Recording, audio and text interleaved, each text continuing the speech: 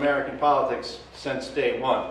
But after the 60s, it really, that openly kind of, I'll say, racist approach to politics kind of disappeared. And at least things had to be a little bit under the radar if people were going to make those kinds of appeals. And I think Donald Trump has really taken the whole discourse in a very negative direction in terms of causing conflict between white people, the white people and Latinos and just people who aren't of that, basically non-white folks.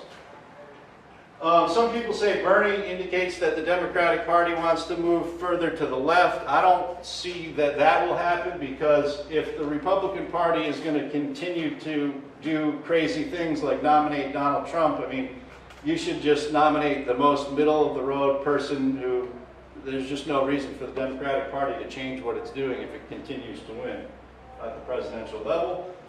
What if Trump wins? I mean, let's save that for the Q&A. There's a lot of troubling possibilities there, in my view, if Trump were to win. I don't think it will happen, but it is possible. Now, one thing very quickly, if Trump were to win, I mean, his views are a little bit out there on some of these things, and he acts in a manner that is not typical of politicians. The good news for America is, as I'm teaching my students right now, is that in our system it's extremely difficult to get anything done. And that's usually problematic, but if you have somebody like Trump as president, that becomes a good thing, right? So the president, in our system, the president can do very little by him or herself. On the other hand, if Trump won decisively, Republicans in Congress would feel political pressure. So for the president to do anything, you need to have the support of Congress, or to do anything major.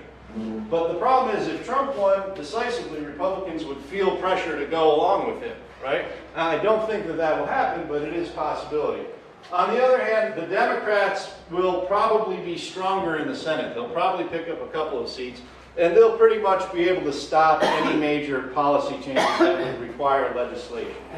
And then, of course, we also have courts. Like Trump, one of the nuttier things that Trump said was that I'm going to ban Muslims from coming into this country. Right? That's clearly unconstitutional. I mean, there's absolutely no way that that can happen, and the Supreme Court would almost certainly rule against that.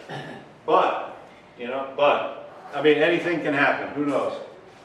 So, anyway, like I said, this is like a jobs program for political scientists, the Donald Trump campaign, because it's going to lead to more and more studies for years to come. It's going to be an amazing election regardless of who wins. I thank you for listening, and I look forward to hearing your questions.